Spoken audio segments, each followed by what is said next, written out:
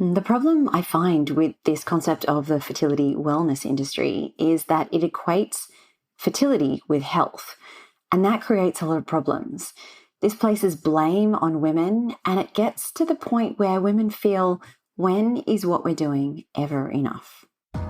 Welcome to the In Your Element Fertility Podcast. I'm Jennifer Edmonds. I'm a yoga teacher, Pilates instructor, meditation and breathwork coach.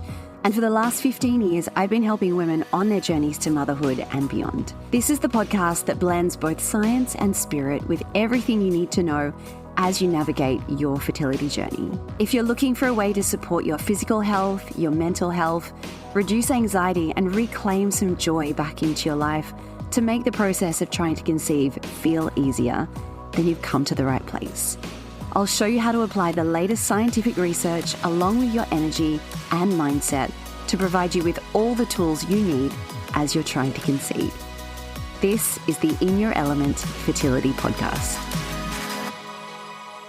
Hello and welcome back to another episode of the In Your Element Fertility Podcast. I'm so excited to have you back again with me today. And we have a special guest coming up on the podcast. You may know Helen Davenport-Peace from social media, and if you follow me, it's likely that you follow her as well because she is also a fertility yoga teacher. But she also describes herself as a conception doula. And when we think of the word doula, we tend to think about those prepping for childbirth. But she explains why the work that she does is so important for those who are trying to conceive. But what I particularly like about Helen is how outspoken she is about this concept of the fertility wellness industry. And whether or not you subscribe to this idea of wellness and holistic healing within your own fertility journey, and I certainly did, there is a point, and I think there is a line to be drawn between what is helpful and what is fear-mongering and perhaps preying on people who are vulnerable. So this is a really interesting, juicy conversation. Helen doesn't hold back. She's very outspoken. And I think that the things she has to say here are what we all need to hear, especially if you're feeling lost, you're feeling like advice is coming at you from every angle and you don't know who to trust.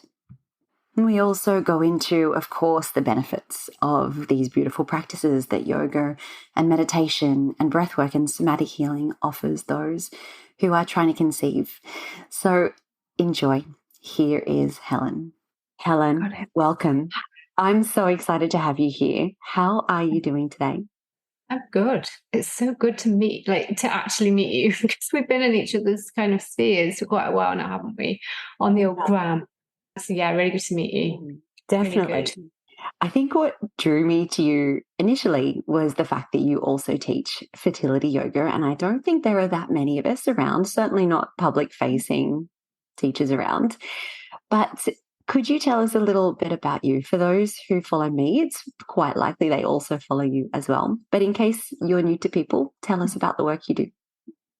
So yeah, I'm Helen Davenport-Peace. I'm based in the UK. I'm in Manchester. I go by the term Conception Doula, which is a little bit niche. So I'll talk a little bit about that. I am a lecturer, actually. So I actually work for my whole career has really been about education. So I lectured I was a senior lecturer in primary education in the UK and stepped away from that as my yoga biz kind of started to take off. I transitioned into fertility yoga teaching on the back of my own very long challenging pathway to have my son, who is about to turn 8. And I did fertility yoga as a community class locally in a little local studio for a while, and then we went into lockdown and then kind of went online. Built my own garden studio, so I have a studio here. And fertility yoga, I still teach a lot of fertility yoga. It's probably not what I'm known most for now, but it's actually what I spend a lot of time doing. I help people in lots of different ways. So predominantly people who are kind of starting to struggle in their journey, in their TTC journey. I know everyone not likes the word journey, but in their story.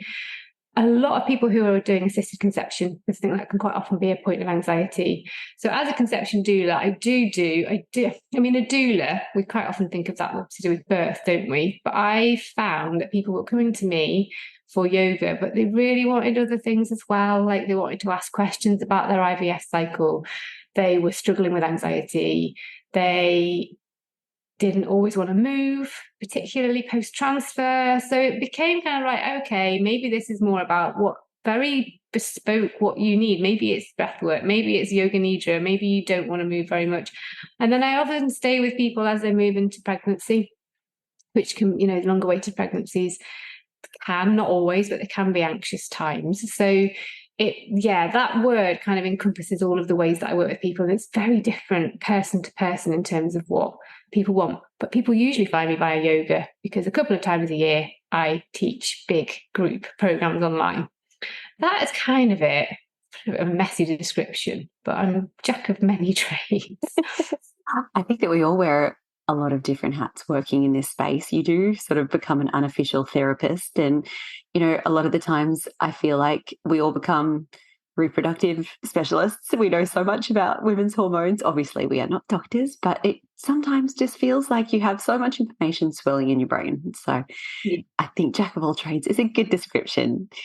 Did you? And I've just currently started to train as a psychotherapist because I really want to put reproductive trauma on the map and specialise in that field. So yes, I'm increasing. That's a long journey. So that's a 4-year course. So yeah, I'm adding, because it's so dialogic, isn't it? A lot of this, we don't just teach people yoga and don't talk to them.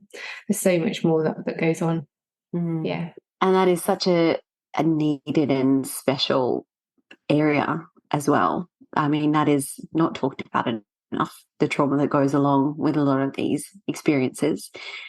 Did you find on your own journey that fertility yoga played a big part? Did you find it helpful? No, because I couldn't find any. So partly why I ended up doing it, I heard of womb yoga in London. So Uma Dimsmore Tooley, probably heard of her. She had some womb yoga classes running in London at the time that I was trying. I couldn't get to them. And there was nothing like that. There wasn't online yoga teaching either. We're talking 8 years ago now. So there wasn't anything that I could get my hands on. I was actually, in the first 2 years, I did an awful lot of hot Bikram yoga. So that probably wasn't ideal. I realised at some point maybe that might be not what my body wants, daily Bikram yoga. So I delved into yin, but there wasn't anything like that. So one of my things and why I trained is because I wanted to bring that to Manchester so that there was somebody teaching that locally, because I hadn't been able to have it. Then the other thing is I had made some friends during my experience by hook or by crook, and that was on online forums, and just that power of community that I felt that teaching a local fertility yoga class could bring, which it did actually. So it was a kind of, I wanted to bring that to where I lived. So that's how I ended up doing it. Do you mind speaking a little about your own journey and why you found it so difficult and so challenging? Oh gosh. So it was 5 years between kind of throwing caution to the wind with contraception and having my baby placed on my chest. So that's quite long.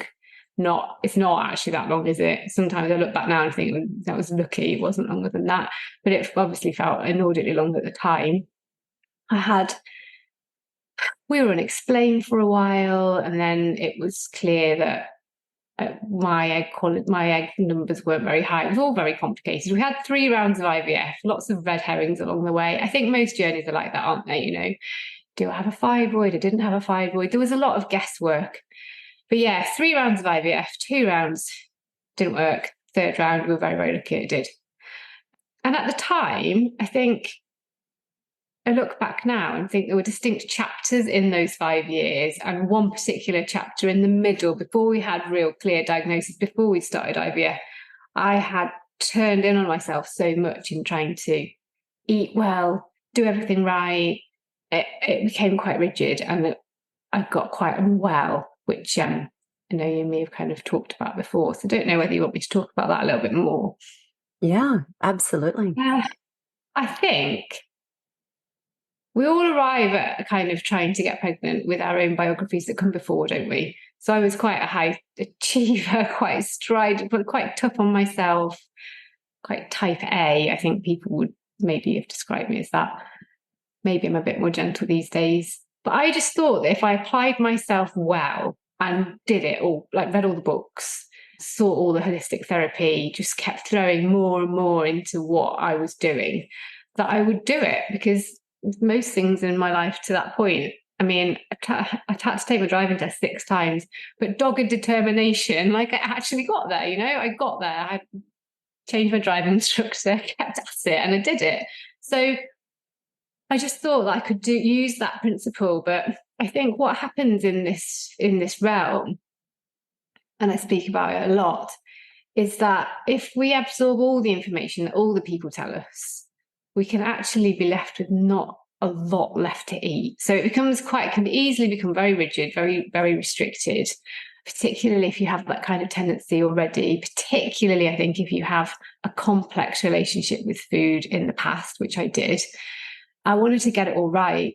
But as I went to see more people, holistic practitioners, homeopaths, reflexologists, acupuncturists, iridologists, you name it, I saw it. Because really, if someone had said, give us your left kidney, I would have given it. Like, I would have done anything. So I did all sorts of things. And usually they'd have some advice to give to me, like, you need to go keto, really, you need to go raw. Like once someone said it's really essential that you start to go on a raw diet. And I got very lost, I think. And what happened in that time is I didn't actually feel very well. I wasn't thriving because my nervous system was so fraught, I think, and my body probably was like in scarcity and lack because all of the kind of quite usual diet I'd had before was a pretty healthy diet, actually. I mean, I'm a yogi. I've been doing yoga since 18. I just live in that kind of world of thinking mindfully about what I eat. I started to get eczema. I started to get really bad IBS, which was kind of new and alarming. Wasn't sleeping very well. I just wasn't very well. And I think it was at that point where I started to think, right, okay, you're doing everything on paper, but something else is going on with your nervous system. And I want to be really mindful that I'm not saying that I think my stress contributed to the problems that I already had, but I certainly didn't feel well. And I think that has stayed with me. I had to really pick myself back up. My eating that had been quite disordered in my teenage years, I would say that definitely flared back up again. And not surprising, really, because there is this narrative out there that I do think is quite strongly pointed at women, in that if we go organic, if we strip the plastics out of our house, if we live tox-free, if we do all of these things, it's quite intense, and no alcohol, no caffeine, strip your life down of everything, really. I don't think it's pointed in men in the same way. That's very generalization, but I don't think it is. It can be insane. So yeah, I speak about that a lot because it was very difficult. On top of infertility just being shitty and difficult anyway, I think that trying to live perfectly made things even harder. I can absolutely relate to that. I mean, I thought I was doing everything perfectly. I would eat my, organically sourced salmon every day, and I'd, have my avocado, and I'd have my olive oil, and I would eat all the rainbow of the vegetables, and I would eat the seed cycling, and it would be the perfect diet every single day. But at the same time I was doing this, I developed chronic insomnia. I developed a thyroid condition out of nowhere. And you're right, it isn't, we're not going to point the finger at stress leads to this, but it is such an awful cocktail of things and of pressure, and it doesn't help you in the long run. Which leads me to talk about this incredible article that you wrote a couple of weeks ago, which was around this concept of the fertility wellness industry. And, I felt very seen reading this and just very alarmed. It is when you put it so articulately, and when you are putting something down that is pointing the finger at women, and it is always at women, let's be honest, it is concerning, and we don't know what we don't know. So we've got all these experts coming at us telling us about their stats and their figures and their success rates and what do you know is right and what do you know is wrong. What is it that really bothers you about this wellness industry that you would like to see change? Yeah, I mean, it's so unregulated, isn't it? It's so unregulated. And I know that you will hear from your own clients, as I hear from mine, secondhand, the things that are said. And I know the things that were said to me, no doubt well intended in the main. Like, not for everyone, but in the main, I think these things are well intended. So yeah, I wrote that article. I think a lot of people have found resonance in that article. I've had an awful lot of communication and correspondence on the back of that article. Not everyone happy, because I think it does say, I think if you're a nutritionist reading that, you might start to ask questions. I think the difficulty is in people thinking that they can make correlation. So that there's going to be this causal, if you eat this diet that I'm telling you to eat, which might involve stripping out and actually, dare I say, sometimes demonizing an awful lot of foods for your body, because I've run some very expensive tests. I'm charging you an awful lot of money for my services to be able to tell you to eat in this way, and that will bring you a baby. I think to say that your diet and your plan is responsible for the conception of a child, it troubles me. And I think the financial gain that is happening in this field, in some of the services that are provided, is we're not talking a little bit of money, we're talking huge sums of money sometimes. So I think the money and the financial aspect is always going to trouble me, particularly in what is a really vulnerable client group, particularly in a client group that are quite often in debt because they're paying so much money on assisted conception because they are so desperate to get the thing that everybody just takes for granted that they will have when they start to try and make a family. It's a human right to want to have that, and I think there's this interesting thing that somehow infertility is not malfunction or dysfunctional misfunctioning of the body or two bodies coming together, because it's two bodies that make a baby. It's attached to health. So if you are healthy enough, health equals fertility. And that's the thing that I really want to problematize, because we would never say that about something like diabetes or, things that other conditions. If we spoke about them in the way that we speak about fertility, I think people would be aghast. So yeah, it troubles me. And that's not to say, it's so difficult, isn't it? Because that's not to say that, maybe diet could do with a bit of an overhaul. Maybe if we're always pinging the microwave on our dinners, maybe if we know that if we're hurried from work and we know that we're not eating in a way that feels really good for our bodies, but I think we know that anyway, and we hope that someone else is going to have the answer for us, or we feel like we need to give all of our power over to somebody else. And then I think that rigidity is the thing that is really dangerous. And I'm not quite sure whether that gets noticed enough by practitioners of when is this suitable for this client who is clearly going to do everything that I say. I don't know. I could say so much about it. So you have to kind of probe what is it I could speak to more that might be helpful. Well, I think that it is that what you just said, giving your power away. And that's the thing I find most troubling. And one of the things I love most about the work that I do is my intention is to give women their power back, because you are so capable and you are intelligent and you can make perfectly sound decisions for yourself. You don't need every expert and the dog telling you what to do. But I think that's what bothers me the most, is the giving away your power, because we already give away our power to our doctors and the testing and the procedures that we have to go through. I mean, that's hard enough. But then, I feel like you need someone who's in your corner, not just saying, this is my protocol, this is the way it should be, this is what works. It is problematic. And like you said, you became sick from following too many of these rigid formats and diets. Yeah. No. If you cut out gluten and you cut out dairy and then you cut out grains and you cut out all the things say, and you're trying to go organic, which is a financial privilege for a lot of people anyway, it's hard, and it's probably quite a big shock to our bodies. So yeah, I think food demonizing I find really problematic. And I think the other thing as well that I find curious is this notion of I help couples get pregnant faster. I've got a this % chance success rate, and I can take that from a clinic, but I struggle to take that kind of, clients wish they'd come to me sooner. It's kind of quite God complexy, and it's a big red flag for me when I see that. And not everyone likes me saying it. I think someone said that I'm a bit like Marmite. I don't think that really translates very well in Australia, like Vegemite. No, it Like, does. you love it or hate it, But I think someone needs to say it, Someone needs to say it.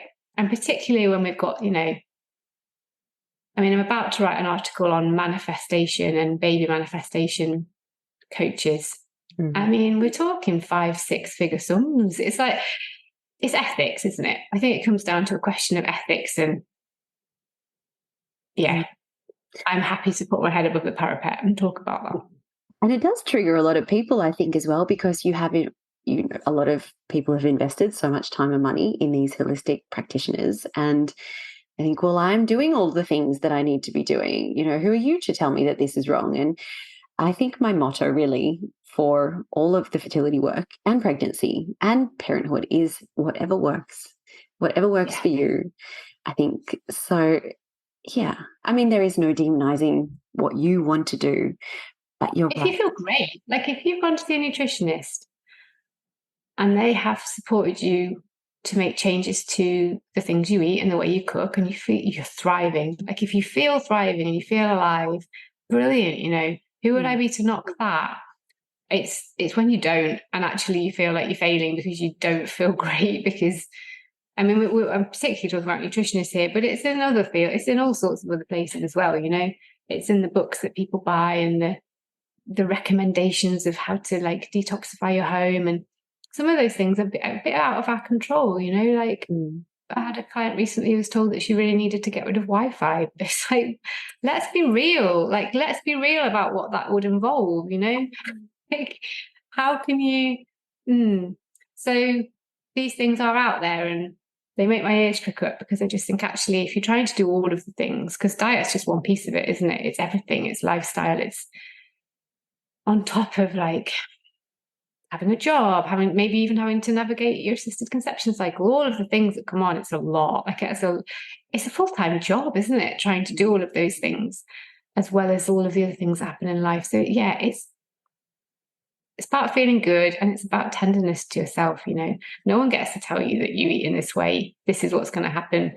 And if you don't do those things, then so be it. And on your head, it's like, we know, we can look around any town or city, or we walk around, that we can see people that clearly are not doing all of those things, and they've got 5 kids in the back of the car. Like, it doesn't, we know that lighting a candle that we really love, which has a scent, we would never have used that as contraception. And then all of a sudden this candle is being blamed for like the reason why we're not pregnant. It's like, well, come on. Like it just gets very rigid, I think. And a lot of nice things get stripped back and taken away, and it's hard. And yeah, you're right. I think not everyone who's trying to get pregnant likes what I say, because like, well, I'm trying to put some control in place. It's like, good, as long as you enjoy it, as long as you feel okay with it. It's that grey area where you're starting to feel like, oh, I can't have a glass of wine at Christmas. I can't go out with my friends for brunch. I can't do this. Maybe that's just not. We need joy, don't we? We need oxytocin, because food is not just diet, and it's not just nutrition. Food is celebration, it's ritual, it's love, it's coming together in community. It's so much more than the macros, isn't it? It's so much more than that.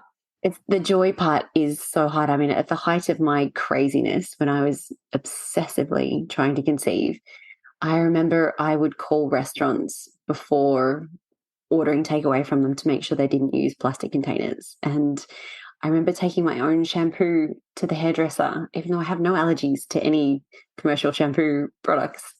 I took soy sauce to my own soy sauce to sushi restaurants, so I didn't have to use their gluten-filled soy sauce. It's just like, these things are madness to me now, complete madness. But at the time, they felt so normal. And You've got no control over it's a wilderness of having no control over your fertility, when you thought that really you would, didn't you? Well, I did. I don't want to speak for everybody, but I kind of thought, well, I think that's a fair I've been told not to get pregnant for my whole adult life, and that if I miss the pill one day, I will be pregnant. Like, that's the kind of narrative we get. So that it didn't happen, and that I had no way of making it happen, and nothing that I could. I wanted to grab hold of every little piece of control that I could get, because it felt safe and it felt comfortable, until it didn't.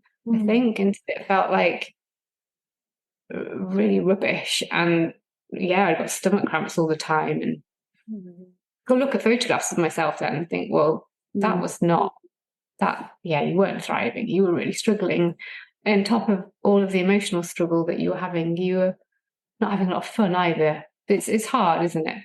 It is. It's balance, you know. And I want to really embrace the nutritionists that say 20/80, you know, like it's fine to go out, and if you're going on holiday, you know, eat the croissants if you're in France. Like, it's okay. You can go on holiday and you can have a time where you enjoy foods for food's sake. And I embrace those practitioners that are out there that see that as really mattering, I think. So we've talked a lot about these demons that can prop up on the fertility journey. Let's talk about ways in which you can support yourself in ways that are empowering and make you feel good and bring back a little bit of joy. And you talk a lot about somatic healing and practices in some of your work. Can you explain what they are and how little things like this can make a difference on your journey? Yeah, so much so. But it's so cognitive, isn't it? Like, we're living in our brains. We're taking information from books, from reels, from all of this stuff. We're up in our head so much, trying to figure out this impossible equation that we can't figure out. And we're thinking about timing and dates and potential due dates and ovulation. It's all in our head. And I think for me, what I really noticed in myself, and what was really critical for me actually starting to feel better, was like, I actually have a body, and it's sending me a lot of messages that is not okay. I am overriding those. I'm overriding them by sticking to the plan very rigidly. So those stomach cramps that I have, and the eczema that's flared up all over my hands, I'm just ignoring my body. And even though I had a regular yoga practice at that time, I mean, I was very into kind of Ashtanga and Bikram at the time. So that was this was a rigidity, a beautiful practice, actually. And not Bikram, we can talk about Bikram another time. the problem with Bikram. Where do we start with that one? Let's say hot yoga these days. But it was very kind of formulaic. I was doing something that I don't really think I was becoming embodied in my body.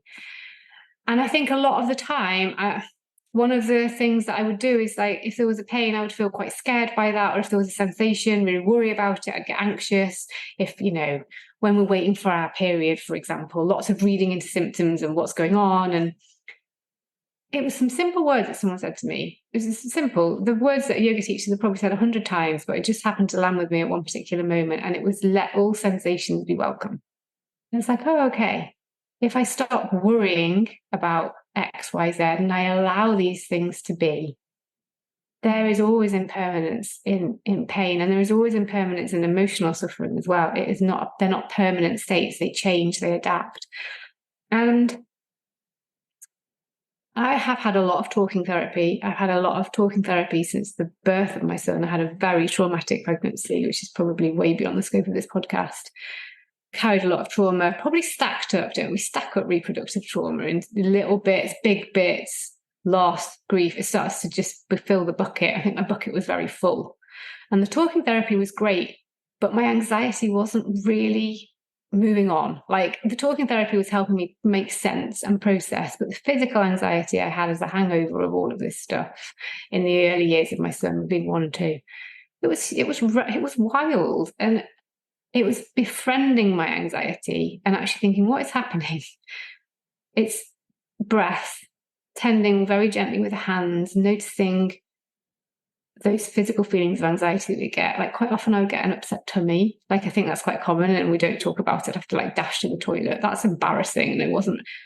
What if I loved on that a little bit and let it be, and instead of trying to problematize it and think maybe I've got a parasite or maybe I need to like find out the reason why I've got this, what if I just be with it a little bit and notice that feeling that might be pain, or and just breathe into that, and it's slowing everything down and coming into the body as a loving friend rather than like pathologizing all of the things, trying to find an answer, has been a total game changer for me. So that is how I kind of work. It's like, okay, it doesn't matter. And we can do it with feelings. We might feel where something is in the body. So if someone is coming to me holding a lot of grief, maybe they're feeling that grief around the heart, maybe some of the shoulders. It doesn't really, we don't have to make a story about that.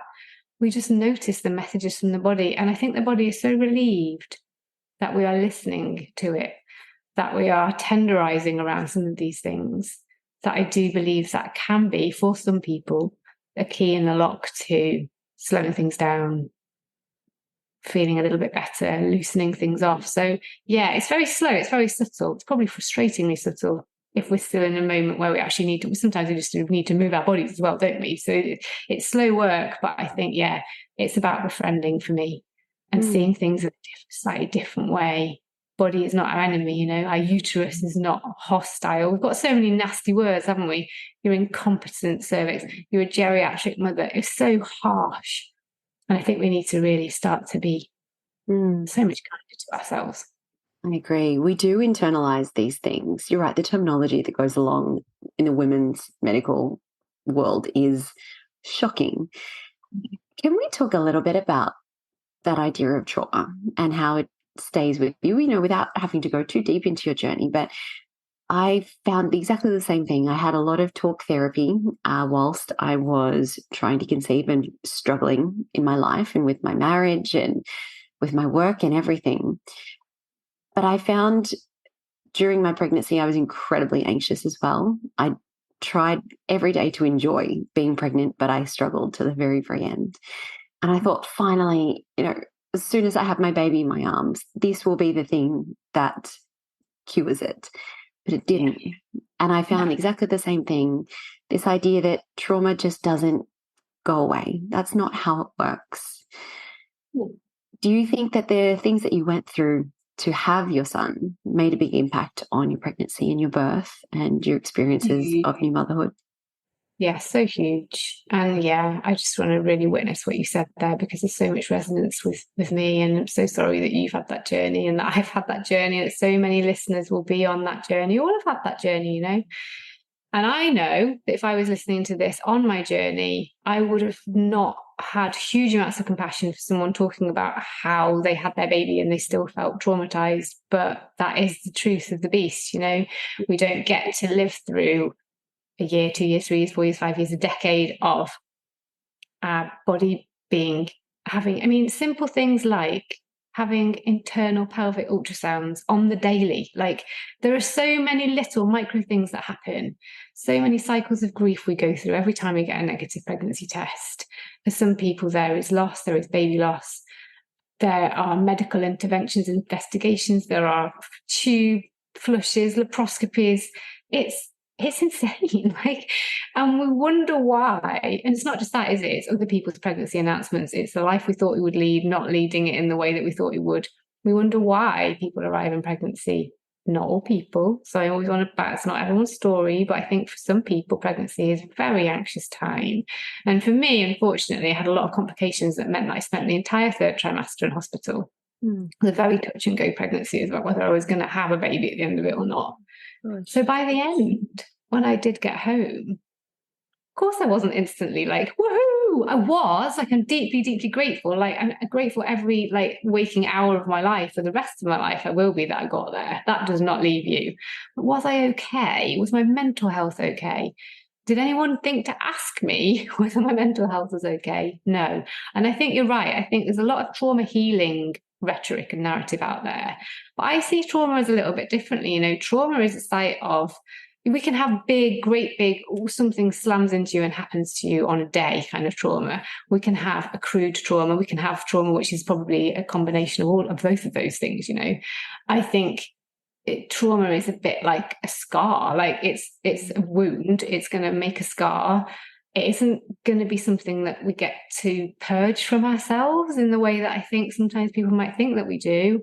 I think we have to grow around it. And I think we have to trust that that isn't going to be something that happens overnight, because there's an awful lot of unpacking that you have to do from trauma in terms of sense making, talking about it, and actually where the body has experienced that trauma. And we're not animals that go and shake in the woods or do all of the things that like I don't know, a stag in the woods that's been chased. I don't even know if stags gets chased, by the way. Maybe like a lion really chasing a gazelle. Yeah. Yeah, let's do that. Lion chasing the gazelle. I was going to go with wolf and stag, which is very British. But let's do lion and gazelle. That gazelle escapes. It's going to go, it's going to shake, it's going to do something, it's going to physically shake it. So we don't really do that. And then that's just one kind of example of trauma processing in animals, which I'm quite interested in, by the way. But it just stays there, doesn't it? Like this kind of glitch in the matrix that then, for me, what happened, and I'm going to share this, it's a very vulnerable share. I was blue lighted into hospital when I was pregnant. I would hear a siren of an ambulance and crouch down on the floor. Like, it wasn't conscious, but my body, we've got a bit of a lizard brain. It knew that sound meant danger and actually would be crouching on the floor. So clearly I was not okay. PTSD, people identify with different labels, don't they? But it needed, I actually had EMDR therapy, which I rate very highly. It's a quite intense form of therapy, which involves kind of either ticking lights or sounds. It's quite a rapid. And that was one slice of kind of tending to it, but I've needed to do so much other stuff as well.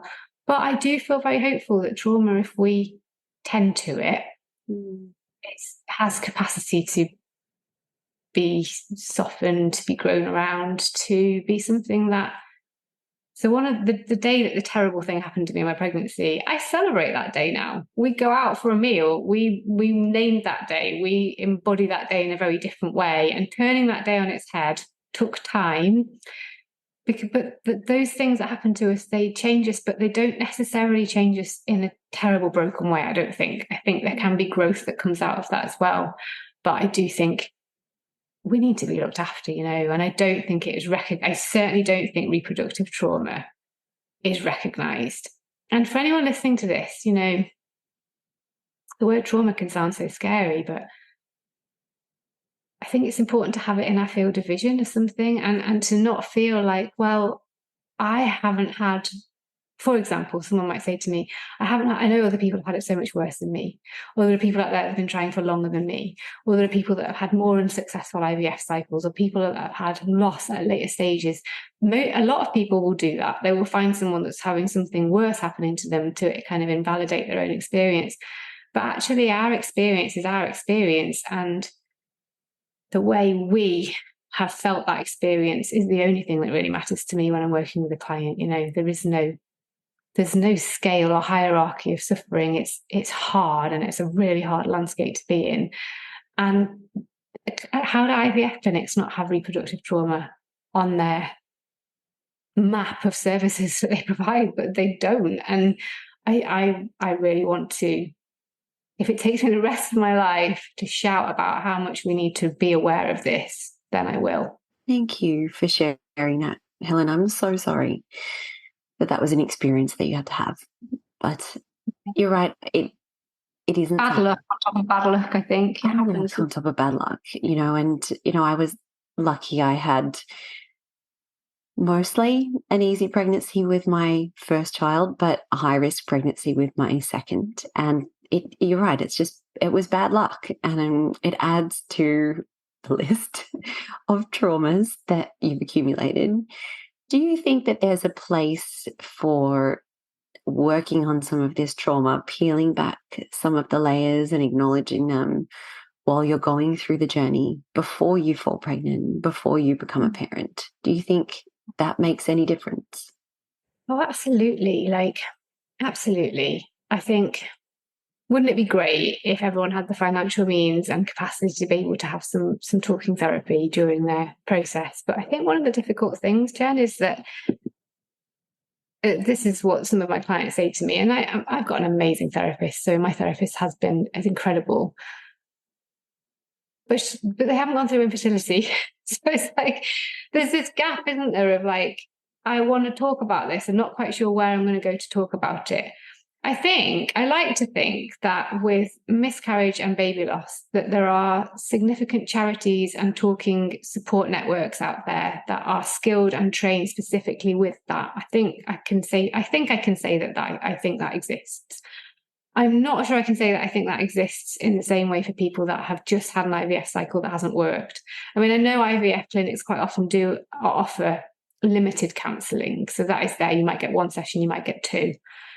But the landscape you end up in when you've got another IVF cycle and you sat at the end of it, you've got less money in the bank, your body is probably bruised from injections, you've got nothing.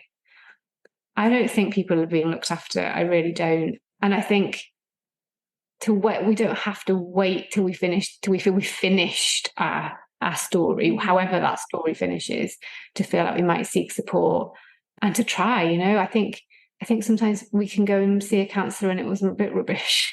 So we don't go again because that counsellor didn't get us or see us, or it wasn't a good fit. And that was it. We tried it. I think it does take, for me, it's taken a bit of dogged perseverance to find the people and the practices that have been right for me, because I'm quite stubborn. It's like, I feel it's out there. I want to find it. And maybe I don't think it's you, but maybe it could be something else. But again, it's a bit of financial privilege, isn't there? And I certainly don't think there's enough in the UK. If you try and getting support on the NHS, it's going to be very difficult because it's such a stretched service. And it's finding a support network that works for us, I think. But yeah, it's knowing that what you've been through is, even if you don't identify with the label trauma, to think that something that you have been through, a laparoscopy, is a big deal. And I think people go through things in fertility journeys and don't necessarily recognise or have anyone else recognise for them that is a really hard thing that they've gone through, and that they've had to endure. And it doesn't help that we are told at every point of the way that it's not a big deal. You can just do another IVF cycle.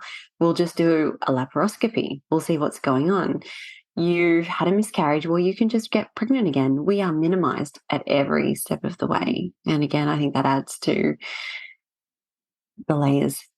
So. Yeah, it's all those things, isn't it? Well, you're so young, or at least you know that you can, or all of that kind of get back up, try again, try harder, keep trying, don't give up. It's like, it's so much. And I think sometimes it just takes someone to look at you and say, this is a lot. And that can feel hard as well for someone to actually see that. Because we always allow ourselves to see it.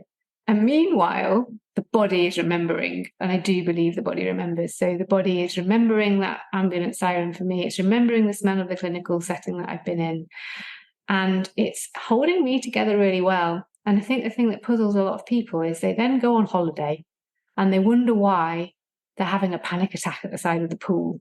And it's like, that's probably the first time your nervous system has actually had chance to feel, process, relax. It's like, it's not.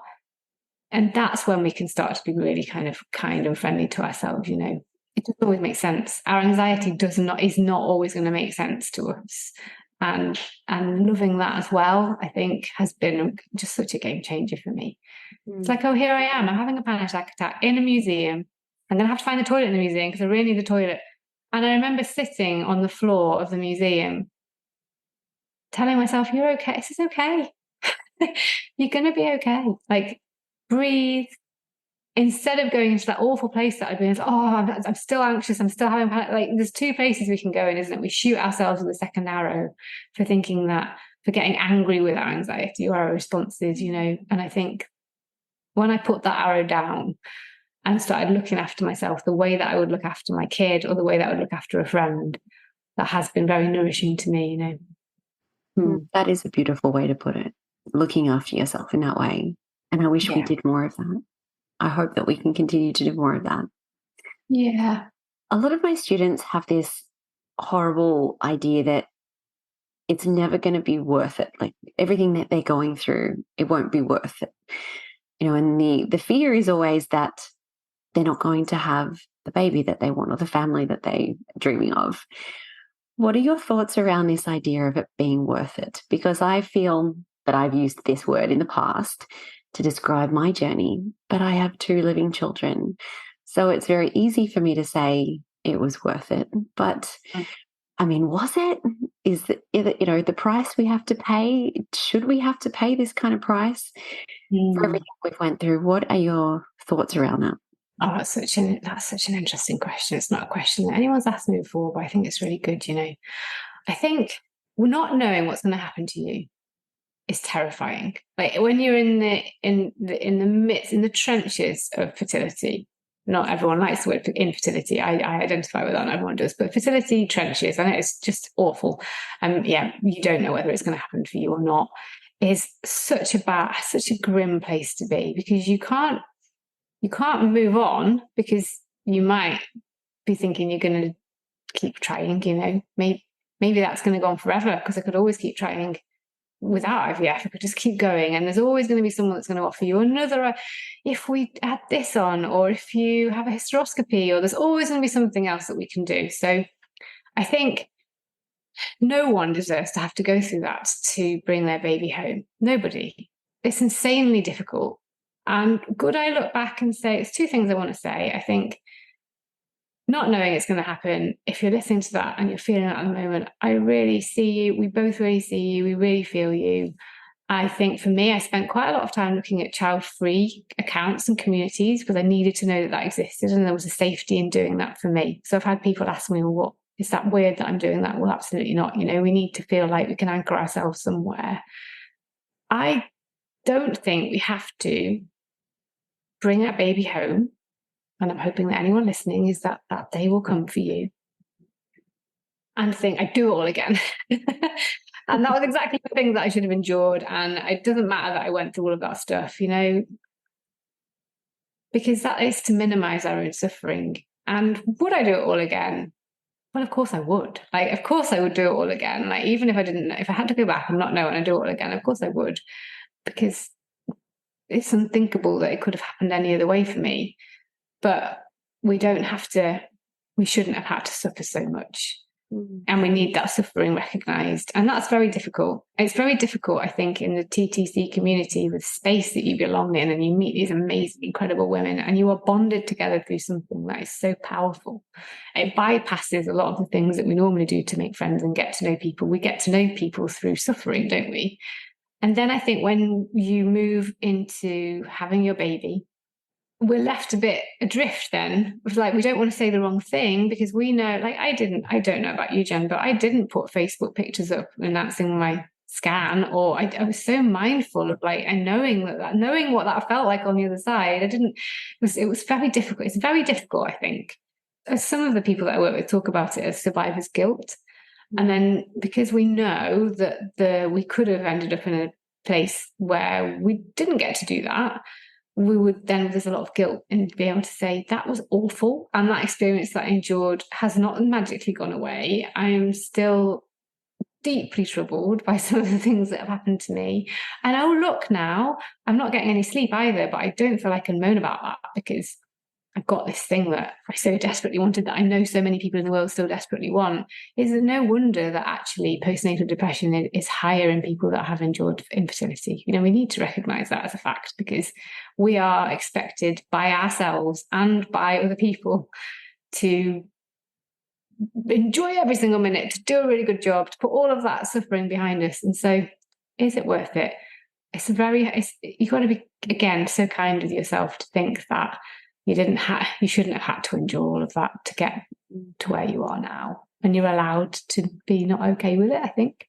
I don't know if that answers that. I hope it does. I don't think there is an answer to it, really. It's one of those things where I think it will always be worth it. Because when you look at a child, I mean, like you said, you would have given your left kidney and more. It is a hard one. And I hope that your response resonates and helps people, because I think that was really, really kind, the way that you answered that question. Helen, I feel like we could talk forever about these things. There's just so much that I admire about you and your outspokenness and your manner and your kindness with people. If people listening would like to learn more about you and connect with you, where is the best way to find you? Oh, well, Insta. I'm always on Insta. I'm on Insta too much. So you're on a little bit of TikTok. I saw you there. Oh, I did play around with that. And I was like, no, I'm not. Maybe I don't feel cool enough to be there. You're cool enough. You're still doing it. You've got the TikTok vibe. I don't think I have the TikTok vibe. I also went onto Threads for a bit. It's like, I can't. that lasted a There's day. so many channels we can juggle. I write on Substack as well. I write on Substack under The Antidote. So you can find me at Substack at The Antidote, whereas I'm trying to put out some more of my, what someone calls spicy pieces on fertility and other things as well. So you can get practices and meditations there. And then on Instagram at Helen Davenport-Peace. And it'd be lovely if people came and find me. You know, it's about finding that you need to find things that are a balm, which I know that you are for so many people in your community. You've got to find your people around you, haven't you, that feel safe, you know. Now, it might not feel safe to everybody. It's very unique, isn't it? It's about finding things that really work for you, because it's hard, isn't it? It's a tough old journey, and we don't need to make it any tougher for ourselves than it already is, I think. I certainly wish I'd known you 8 years ago when we were both in the trenches. That would have been amazing. But better late than never. I think sometimes people come to me just so they can have permission. Yeah. Yes. Let some of that stuff go. And they'll report back to me and say, do you think it's okay that I start eating a little bit of bread? It's like, I do. I think you should. And you know what? Have it with a glass of wine. Yeah, a big crusty slice of sourdough and some nice butter. Yeah, I think permissions. And maybe I can be people's permission slips, and I really like that. I love that. Yeah. I can't recommend your content and your writing in particular more highly. It's a breath of fresh air in a big, scary world that you find yourself in. Yeah. Helen, thank you. Thank you so much for being here. I really appreciate you and for you taking this time. So thanks. Thank you so much. Thank you for having me. Thank you so much for tuning into today's episode. If you loved what you heard, be sure to share it with me by leaving a review so I can keep all this information coming your way. If you aren't already following me on social media, check the links below in the show notes to join me for more daily tips to support your fertility journey. And don't forget to visit my website to learn more about how the beautiful practices of yoga, meditation, and breathwork can support you as you're trying to conceive. Until next time, sending you all my love.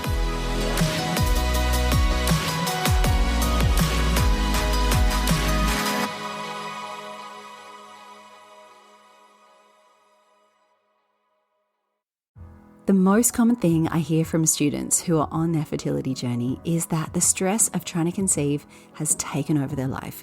Your days end up being filled with endless appointments, navigating pregnancy announcements.